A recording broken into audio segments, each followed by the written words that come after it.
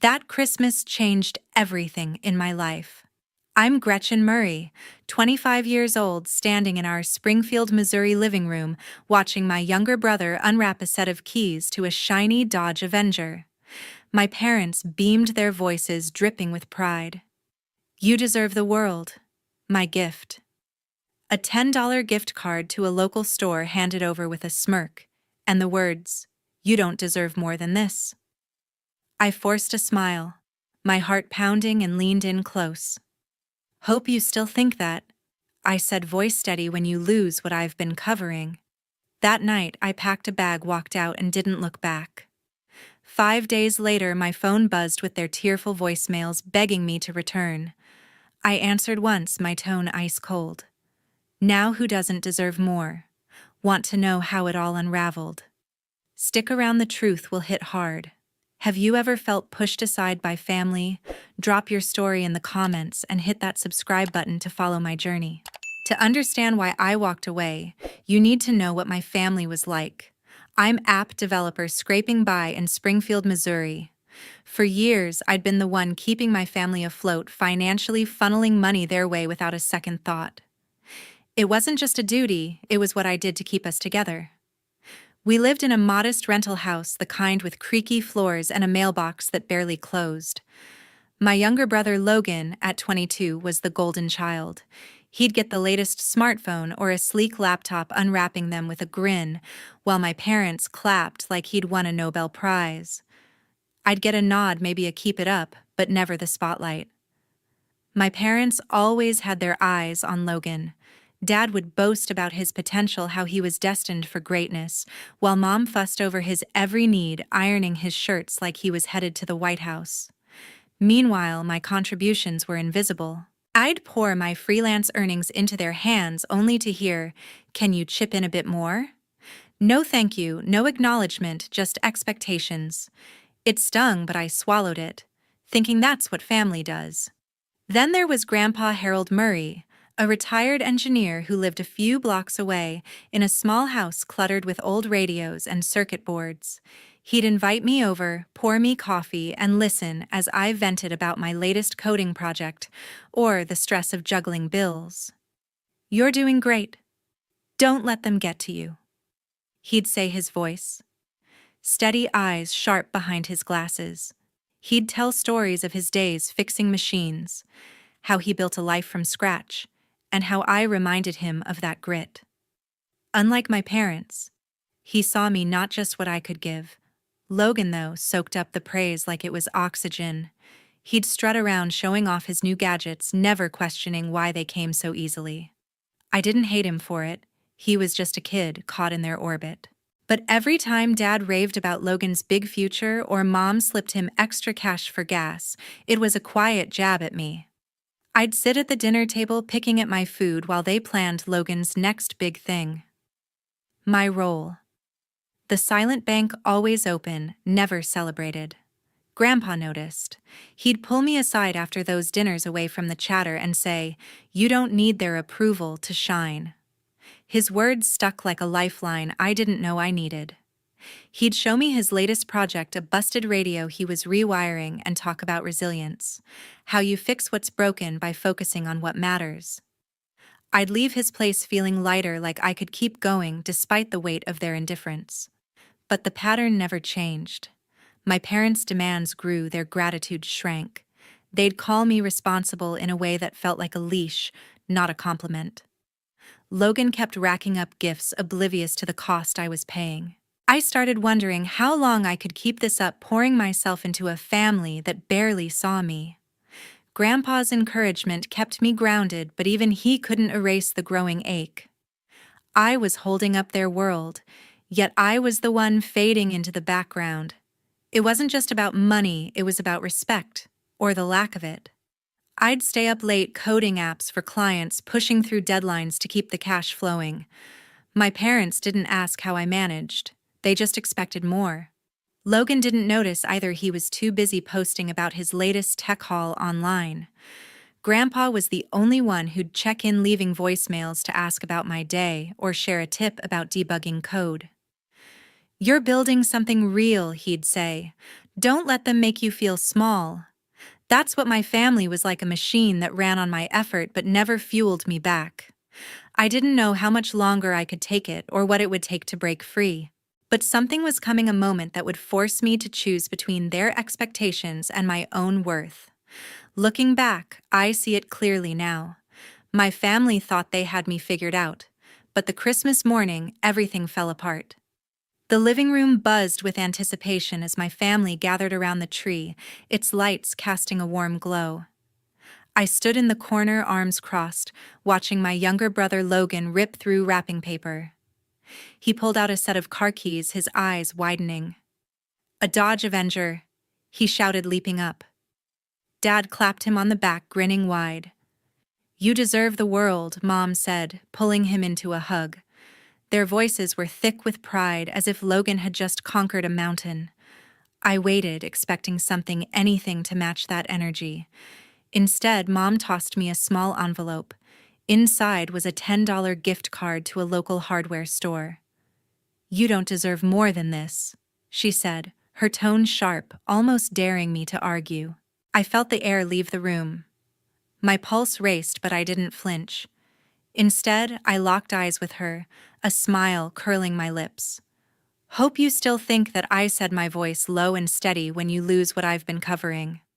Dad raised an eyebrow but didn't respond. Logan was too busy jangling his new keys to notice. The room felt smaller, their laughter grating against my skin. I stayed through the morning, forcing polite nods as they fawned over Logan's big moment. Every word they spoke drove the knife deeper, but I held my ground, planning my next move. That evening, I couldn't take it anymore. I grabbed my laptop, a few clothes, and my phone, stuffing them into a backpack. The house was quiet as I slipped out the front door, the cold Missouri air hitting my face. I didn't say goodbye. There was nothing left to say. I drove to central Springfield, where I'd found a small studio apartment online. It wasn't much, just a single room with a creaky bed and a desk, but it was mine. I signed the lease that night, my hands shaking as I scrawled my name. For the first time in years, I felt a flicker of freedom, like I was finally stepping out of their shadow. As I unpacked, my phone rang. It was Grandpa. His voice came through calm but firm, the way it always did when he knew I was hurting. "You're worth more than that," Harold said, not wasting words. "Don't let them make you doubt yourself." I clutched the phone, my throat tight. He didn't need to know the details, he'd seen enough over the years to understand. "I'm done, Grandpa," I said, my voice barely above a whisper. "I can't keep doing this." He paused, then added, "You're stronger than they think. Stay true to that." His words hit hard, grounding me in a way I hadn't expected. I sat on the edge of my new bed, staring at the bare walls. Grandpa had always been my anchor, the one who saw me when no one else did. Growing up, he'd taught me how to solder circuits, how to take things apart, and put them back together. Now it felt like he was reminding me to rebuild myself. I didn't cry, I was too angry for that. Instead, I opened my laptop and started checking my accounts, making sure everything was secure. That's when I noticed something off, a detail that made my stomach twist. I wasn't ready to face it yet, but I knew something bigger was coming. My family thought they could keep me in my place, but they were about to learn how wrong they were. 2 days later, I got an email from PayPal. I was at my desk in my new Springfield studio, sipping coffee, when the notification popped up. Expecting a routine update, I clicked it open. My stomach dropped as I scanned the screen. Unauthorized transactions, hundreds of dollars gone. I scrolled through, my eyes catching familiar charges, utility payments, internet bills, and a massive transfer to a car dealership. It wasn't random. These were my family's expenses linked to my account. My parents had tied my PayPal to their bills, pulling money from my freelance earnings without a single word. The worst part: that dealership payment lined up perfectly with the cost of Logan's Dodge Avenger right before Christmas. My hands shook as I pieced it together. This was no accident, it was calculated. Dad and Mom had been siphoning my money to keep their lives running, to buy Logan his shiny new car, while I got nothing but their indifference. Anger surged hot and unrelenting, drowning out the quiet of my apartment. How long had they been doing this? I opened my PayPal account, digging into the settings. Their email was linked, buried in the fine print I'd never thought to check. They'd set it up months ago, maybe years, betting I'd stay too busy to notice. I dialed PayPal's support line, my voice calm but edged with steel. The agent walked me through the transactions, confirming they were tied to accounts I hadn't authorized. "We can freeze everything," she said, her tone steady. I nodded to myself, giving the green light. Watching my account lock down felt like cutting a chain, final, liberating. But the betrayal still burned. I needed to talk to someone who'd understand, who wouldn't make excuses. I called Grandpa. Harold answered on the second ring, his voice warm but sharp, like he knew something was off. "What happened?" he asked. I didn't hold back. "They've been taking my money," I said, my words clipped. "Bill's Logan's car, my PayPal was funding it all. They didn't even ask." Silence hung for a moment, then Harold spoke, his tone unwavering. "You've got to protect yourself now. Don't let them keep using you." His words were like a spark in the dark. Grandpa always cut through the noise, seeing the truth my parents ignored. "They've leaned on you too long," he said. "You're not their safety net. Stand firm." I clenched the phone, my resolve hardening. "I'm done being their backup, Grandpa," I said, my voice steady now. "No more." He didn't push, just added, "You're doing the right thing. Hold tight to that." I hung up and opened my laptop again, diving into every account I had. I checked bank statements, reset passwords, and turned on extra security.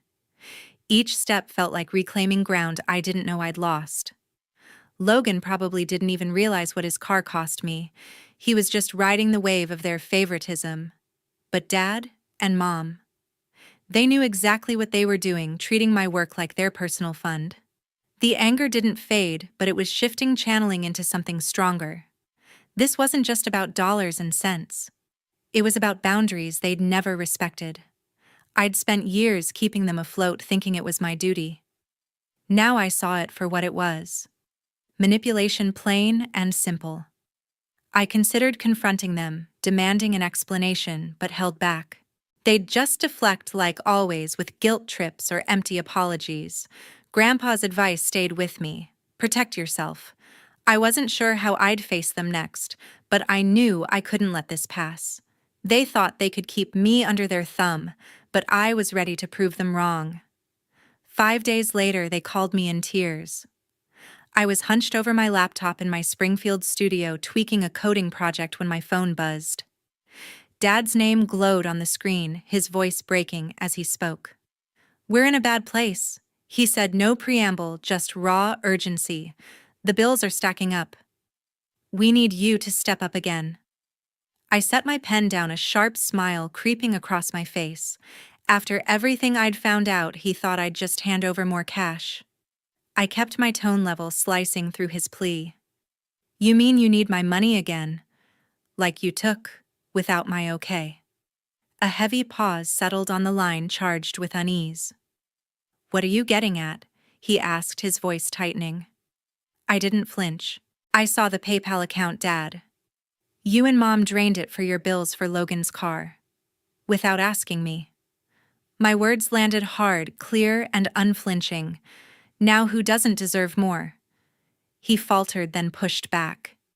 "You're making this bigger than it is. We're family. You've always helped out."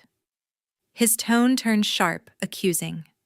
"You're being selfish, Gretchen. You'll regret abandoning us." The words hit, but they didn't shake me. I thought of Granddad's advice, Harold's steady voice urging me to stand my ground. "I'm not your cash machine," I said, my voice solid. "You broke my trust. I'm done covering for you." Dad's voice spiked, a mix of anger and desperation. "You think you can just walk away? We're falling apart here." I pictured him pacing the house, face red, Mom probably hovering nearby, silent as ever. But I didn't budge. "You didn't care about my struggles," I said. "You used me, and I'm not letting it slide anymore." He tried to cut in, his tone rising, but I pressed on. I deserve better than your demands. The call ended with a harsh click. His last words a low threat about regret. I sat still, my heart racing, but a quiet relief washed over me. For the first time, I'd held my own, not just for now, but for good. Granddad's words rang in my ears. You're not their ATM. That truth steadied me, a reminder I wasn't wrong to set this boundary. I paced my tiny apartment, the call replaying in my mind. Dad's tears didn't sway me, not anymore. Mom's silence was no surprise, just another sign of her complicity. Logan, I guessed, was still cruising in his car, oblivious to the fallout. I didn't hold it against him entirely. He was tangled in their mess just like I'd been. But Dad and Mom had treated me like a resource, not a daughter. I slid back to my desk, pulling up my app project.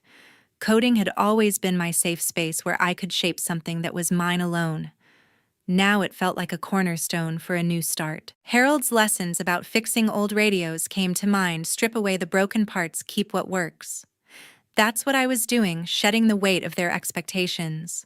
The relief deepened like a tight coil loosening. I'd spent years trying to keep my family afloat, thinking it was my job. But calling out their betrayal, saying no, felt like taking my life back. I knew more calls would come, more tears, more guilt. But I was ready.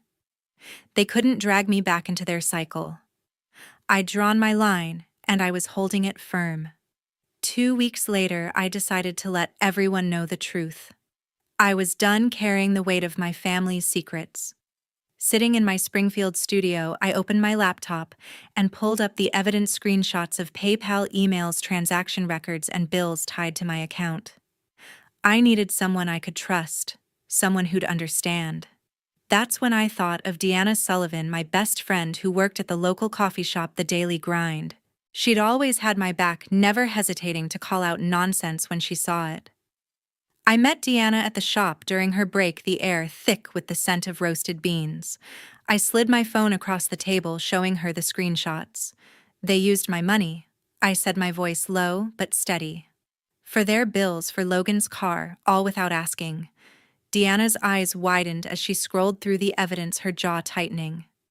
This is messed up, she said, shaking her head. People need to know. I nodded, my resolve firm. I want the truth out there. Deanna didn't waste time. That evening, she posted on Facebook, laying out the story without naming me directly. She shared the screenshots, blurred just enough to protect my details, but clear enough to show the unauthorized transactions. Her post called out the unfair treatment, the favoritism toward Logan, and the betrayal of trust. By morning, it had spread across Springfield's community pages. Comments poured in, neighbors, old classmates, even local business owners, all shocked. How could they do this to their own kid? One post read. Another called my parents disgraceful for prioritizing Logan's flashy car over fairness. The Murray family name, once just another in Springfield, became a topic of whispers. People stopped by the Daily Grind asking Deanna for details. She kept it vague but firm, steering the focus to the evidence. Posts on local forums piled up, some calling Dad and Mom out for their favoritism, others speculating about Logan's role. I stayed offline, letting the truth speak for itself. It wasn't about revenge, it was about accountability. For years, I'd covered for them, hiding their flaws. Now the community saw them for what they were. My phone buzzed one evening, Mom's name on the screen. I stared at it, her voicemail notification blinking. I'm sorry. Her message began, her voice shaky. We didn't mean to hurt you. I didn't call back. Her words felt hollow, too late after years of taking me for granted. I deleted the message, my heart heavy but unshaken. Granddad's advice echoed in my mind. Protect yourself. Harold had always seen through their excuses, urging me to stand tall. I wasn't shutting them out to be cruel. I was choosing myself. The fallout grew. A neighbor messaged me saying Mom was turned away from a local book club, her usual social circle now cold.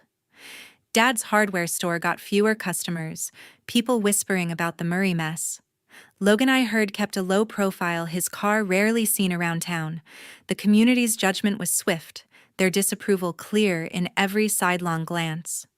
I didn't revel in it, but I felt a quiet justice. They'd built their image on my sacrifices, and now that image was crumbling. Back in my studio, I focused on my work coding late into the night. My app project was taking shape, a small piece of control in a world I'd once felt powerless in. Deanna texted updates, her messages a mix of outrage and pride. "You did the right thing," she wrote. "They can't hide anymore." Her support grounded me, a reminder that I wasn't alone. I thought of Harold, how he'd taught me to fix what's broken, not just in machines, but in life. Exposing the truth was my way of fixing this, of clearing the clutter of their lies. The weight of their actions wasn't mine to carry anymore. Springfield's reaction wasn't just gossip, it was a mirror held up to my family's choices. I didn't know if they'd change, but I knew I had. I'd given them years of loyalty only to be used. Now I was building a life where my worth wasn't tied to their needs. The truth was out, and I was free to move forward. 3 months later, my family faced the consequences. Word reached me through Deanna that the Murrays had been evicted from their rental home, unable to keep up with payments. Boxes of their belongings sat on the curb, a stark sign of their unraveling. Logan, I heard, had sold his Dodge Avenger, the car once a symbol of their favoritism, now just a quick fix for their debts. The news didn't spark joy in me, but it felt like a chapter closing, a final note on the cost of their choices. Meanwhile, my life was taking a different turn. I'd reconnected with Faye Turner, a former client who'd become a mentor in the tech world. Faye ran a small consultancy in Springfield, her sharp mind always pushing me to think bigger. Over coffee at her office, I pitched my mobile app, a tool for freelancers to track payments securely. "This could be huge," Faye said, her eyes lighting up. She connected me with a local investor group, and within weeks, I had a pitch meeting. I walked them through my prototype, my voice steady as I explained how it could prevent the kind of betrayal I'd faced.